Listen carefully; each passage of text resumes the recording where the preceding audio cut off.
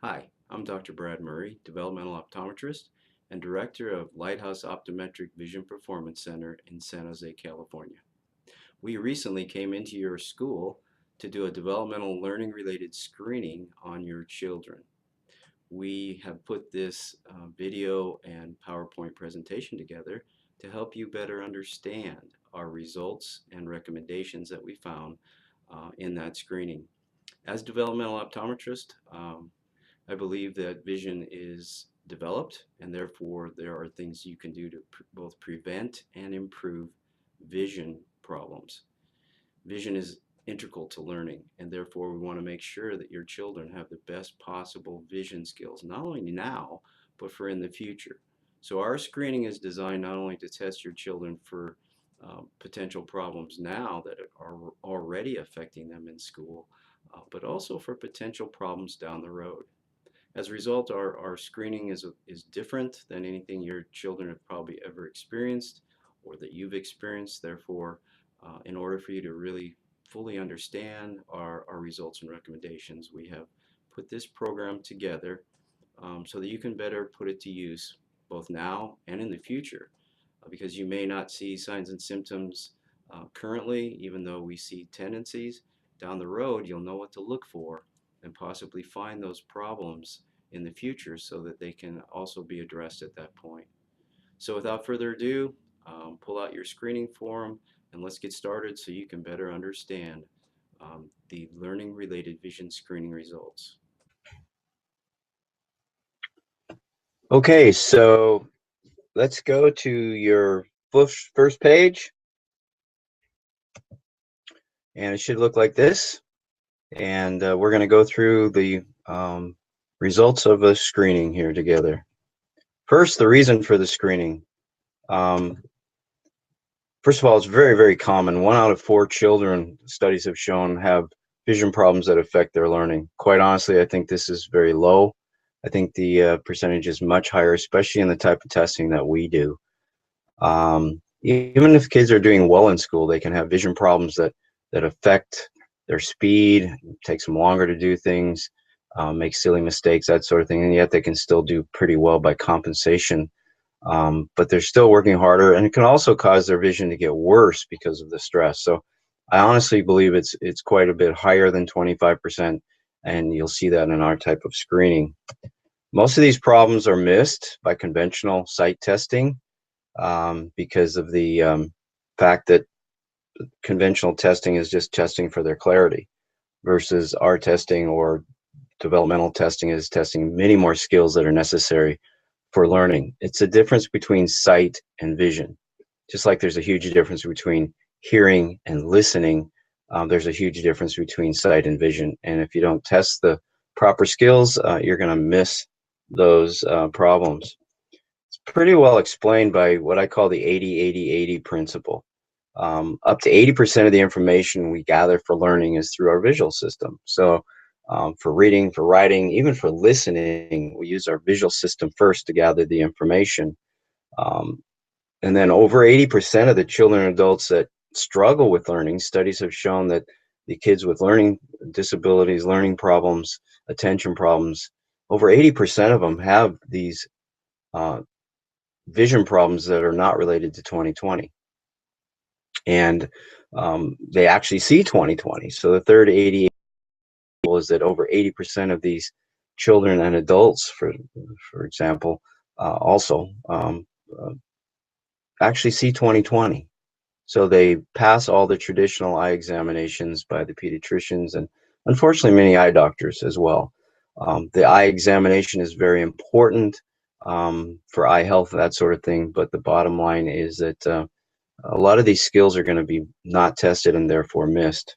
The other reason for the examination and for developmental optometry is that vision is developed, and these vision skill problems can be prevented and or improved through specialized lenses, preventative measures, as well as through training. This is a disclaimer. First of all, this screening does not replace your full visual examination. If your child has never had a full visual examination, we highly recommend that. The AOA and the American Medical Association both recommend yearly eye examinations, especially for children in school-age children. So again, do not take this as a, oh, my child has had a visual examination. This is a screening, and things can be missed in a screening. Also, the bottom line is the testing environment, especially for the younger kids. It's a big room, and there's distractions, and they're nervous, and the parents aren't there, and there's a lot of factors that go into this. So do not take this as a replacement of a full comprehensive vision exam. And also, this is not diagnostic in any way. This is uh, basically to find indications of problems. And if there's indicators of problems both in your history and in our testing, then that would be reason for more in-depth testing. These are the areas tested in the screening. Again, it goes way beyond just seeing clearly. The history is very important. We test their acuity, their eye movements, the accommodation, binocularity, light sensitivity, perception and integration. And in some of the kids, we also did color testing, color vision testing. This is the first part of the examination, actually, and it's the history. Hopefully you filled this out, the signs and symptoms of possible learning-related vision problems. Observations by teachers and parents are extremely important. And so hopefully you filled this out. If you did not fill it out, I would certainly encourage you to do so now or after this program, because correlating the history with what we found is essential in being able to really determine whether or not there are indications of problems and whether or not more testing is warranted. So real quickly in these different areas, appearance of the eyes, make sure you pay attention to your children's eyes. Are they getting red? Are they getting irritated, watery? Do they rub? Do they squint? Do they blink a lot? Those are all indication that their eyes are not comfortable. It may be allergies, it may be health related, it may be an infection, something like that. But it also may be just they're getting tired. Maybe their eyes are just really sensitive. Maybe it's light sensitivity. There's a lot of things that can cause irritation, but do pay attention to the appearance of their eyes, because the eyes will show you when they're tired, when they're irritated, and there's got to be a reason for that. Sometimes it's medical, sometimes it's functional. Listen to the children. They often don't complain, but if they do complain, listen to them, maybe even ask them questions about these things, because sometimes they don't realize things are blurry. They don't realize they're seeing double unless you ask them and explain it to them. So, but if they do say their eyes are hurting or their eyes are sensitive to the light, you see them gravitating toward the dim light, you see them getting tired visually, or they complain of blurriness or double vision, for sure listen to them, because typically they won't complain. So don't wait for them to complain. If you're seeing signs and symptoms, get them in. Obviously, vision is integral, number one thing in reading, because you got to get the information off the written page first. So this is like, the vision is like the keyboard to the computer. If you don't get the visual information in quickly, accurately, and comfortably, it's going to affect your responses. So if you see their eyes getting tired quickly, they're losing their place, they're leaving things out, they have to use their finger to keep their place, especially if they're over second grade. They're leaving words out, endings out, they have to reread a lot. That obviously is going to reduce their speed. It's also going to decrease their comprehension, because they're not getting all the information in. So if you type the wrong information into the computer, it's not going to give you the right answer. So it does affect the comprehension and the speed in reading. Also, the writing skills, obviously the eyes lead the hands. And so if they're having problems with staying inside of the lines, they have problems with neatness and messiness with writing, if they write uphill or downhill, if they leave things out, omit letters or endings or phrases, they can't line up math problems. They have problems with copying from the board.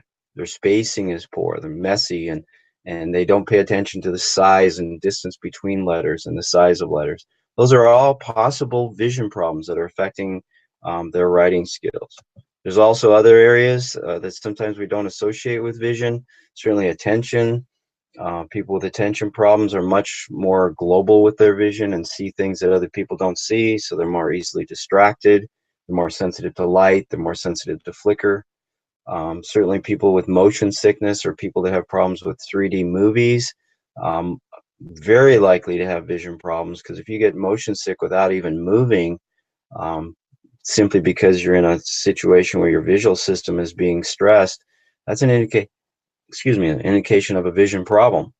And if the eyes are not working well together, it often leads to problems with motion sickness and 3D movie issues. That's why a lot of the 3D movies are not that popular, is because a lot of people, adults included, because these vision problems are not just kids. As we go through this, you'll realize that some of you adults out there will have similar issues. You don't outgrow these, you learn how to try to compensate for them. So you avoid going to 3D movies, you avoid reading, you avoid writing, um, because of the symptomology. So if you have reduced eye-hand coordination or your balance is off, it seems to be kind of clumsy, even though you can be a fairly good athlete, but kind of clumsy. Those are indications of possible vision problems, because 20% of our visual information goes into our motor system and our balance.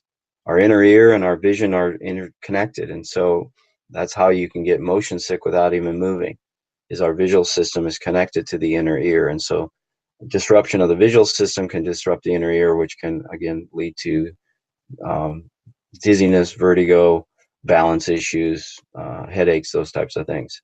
So those are the signs and symptoms. Hopefully you did, this is not an exhaustive list, but hopefully you did fill this out so that it was correlated then with our findings. Let's go to the findings. This is the second page, so go to your second page. The top of the page, again, is a disclaimer and making sure that you understand this is not replacing your yearly eye examination, and that all children should have it.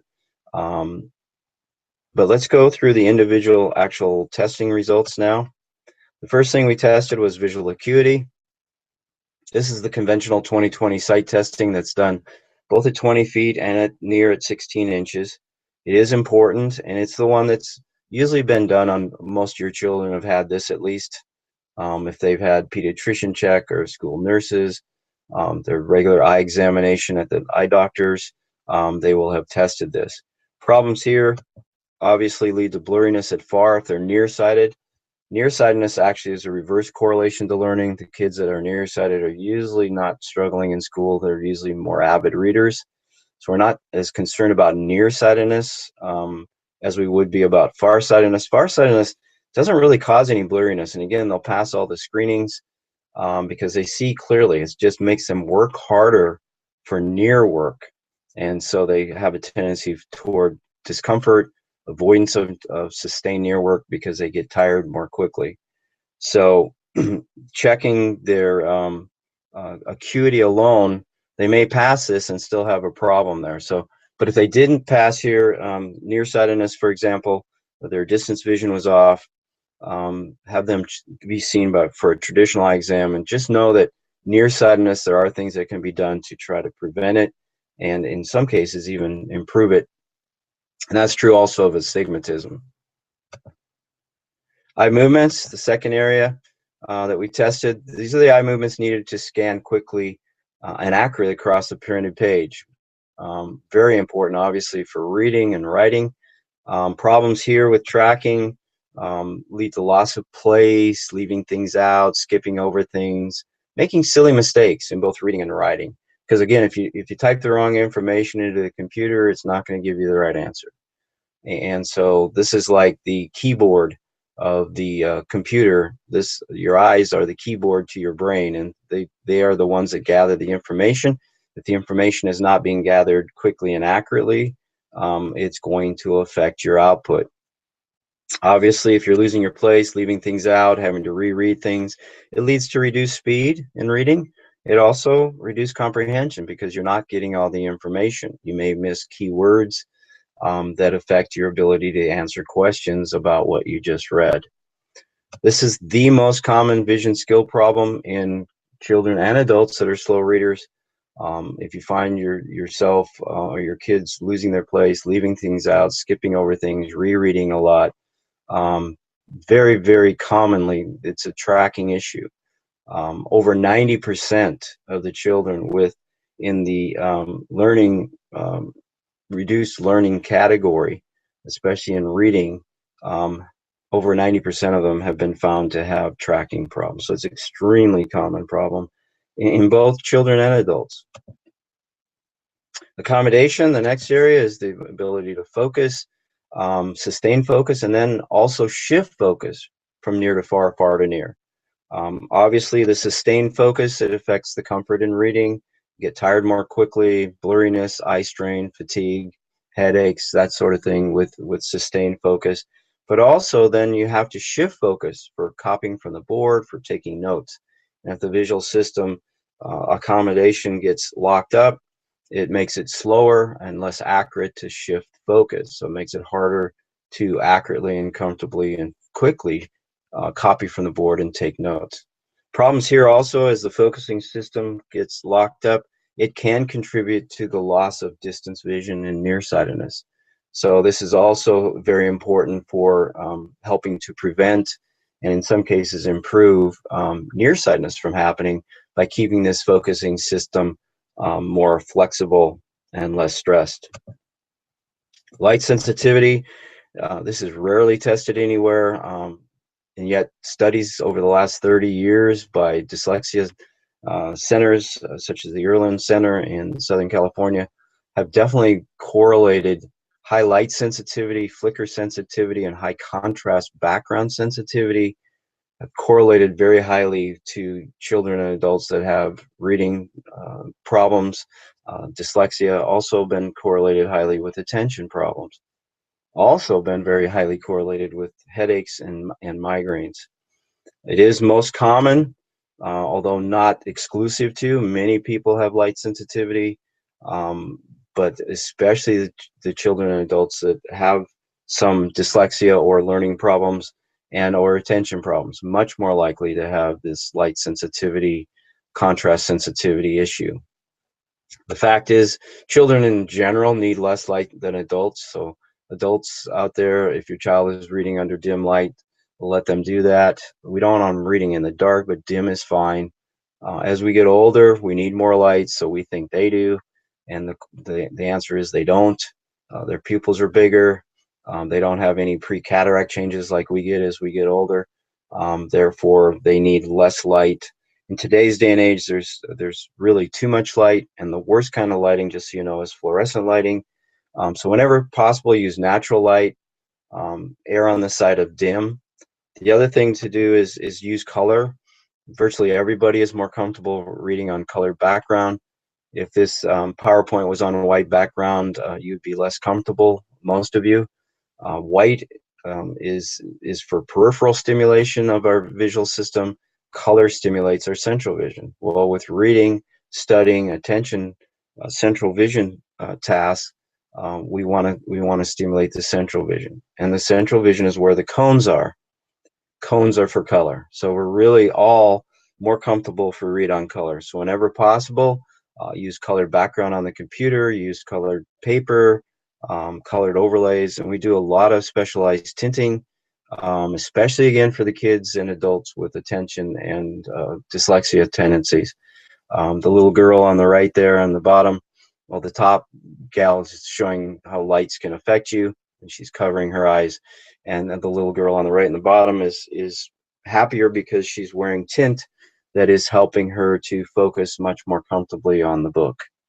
Okay, so remember, light sensitivity is a big issue and extremely common and rarely tested.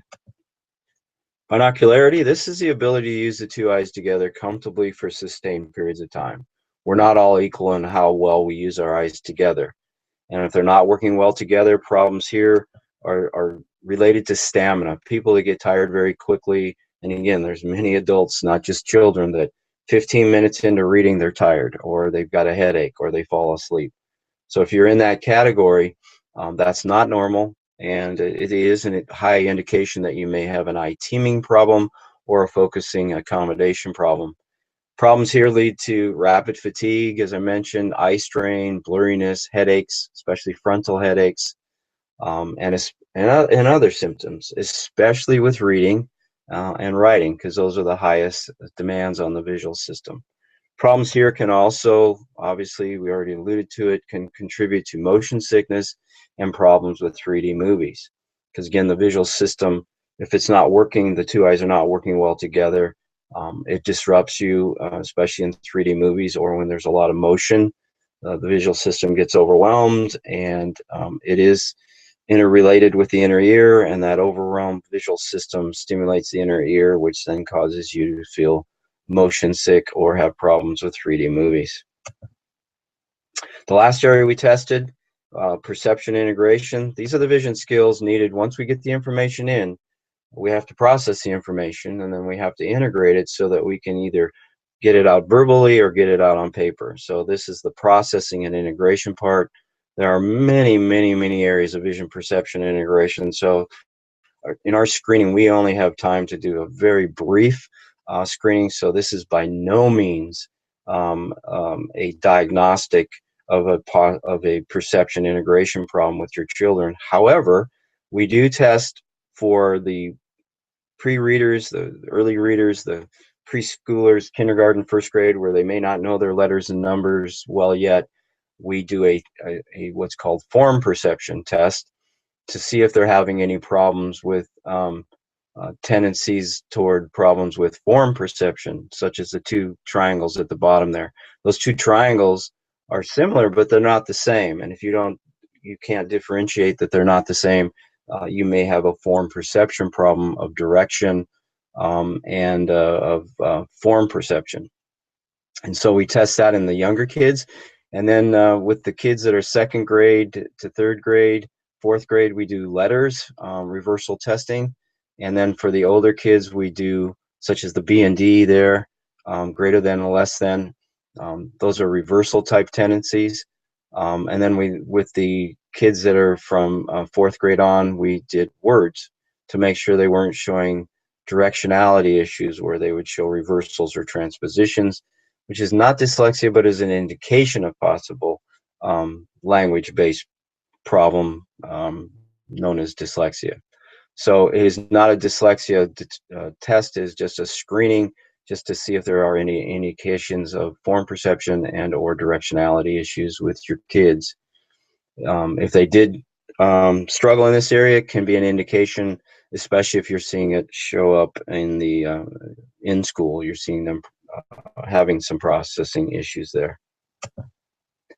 So in summary, at the bottom of the page, we then go through each of those 7 areas, and we'll either put down that they passed, which means they were in the normal limits for that particular test, or they would be borderline, which a lot of them were borderline, because again, this is a screening. The environment's not always the best, and especially with the younger kids, they can get distracted and nervous, that sort of thing. So a lot of borderline areas. And then if we did definitely see an issue that definitely fell below the norms, we would have put fail on that particular test. So we did that on each and every area there. And then what we did is we coordinated that with the history.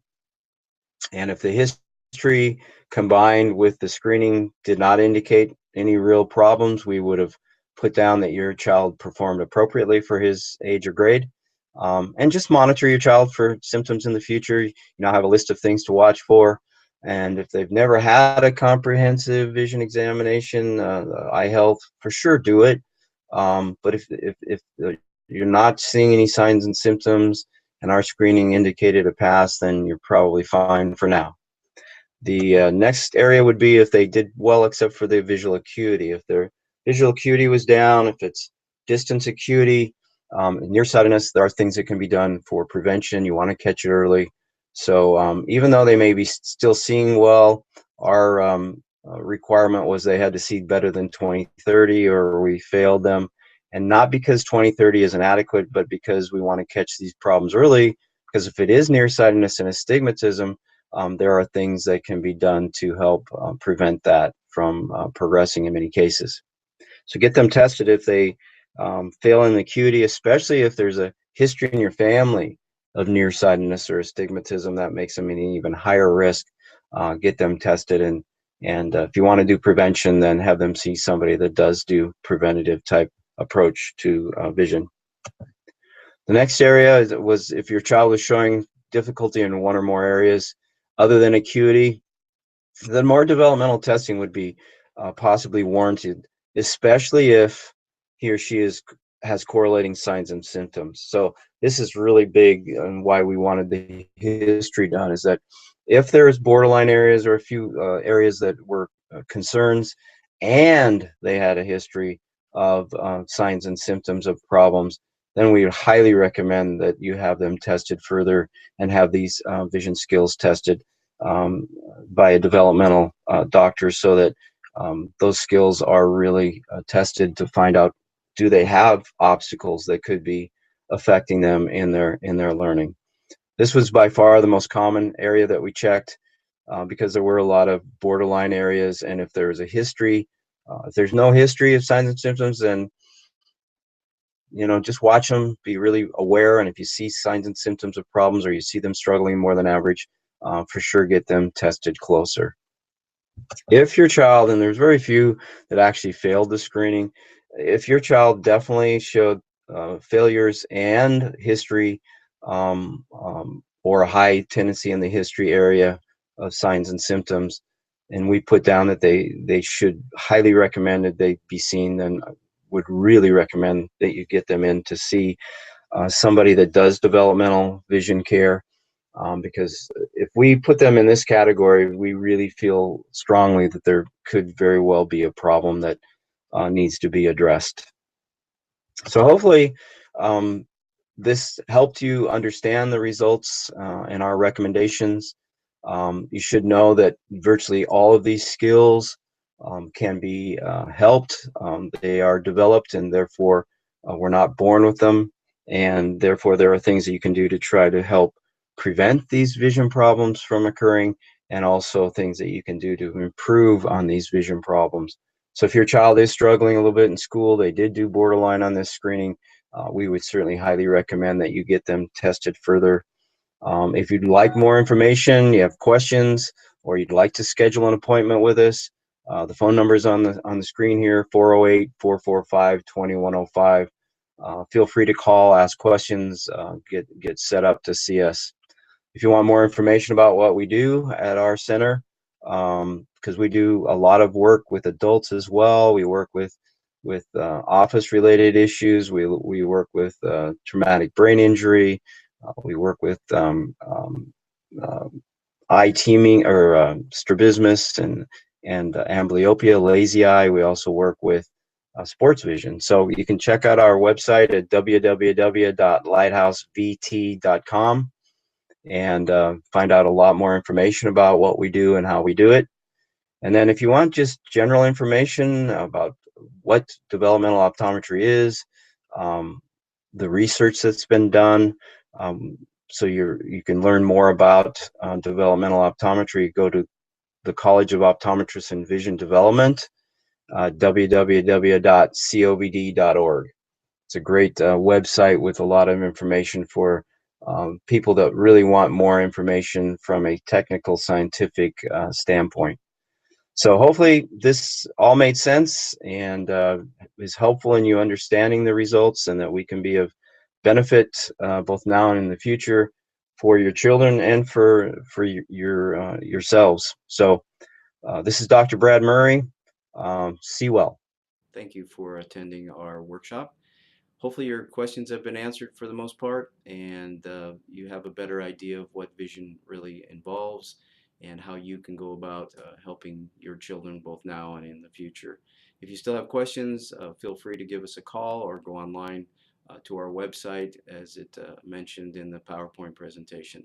So it was very nice doing this with you, and we hope that we can be of benefit to both you and your children in the future.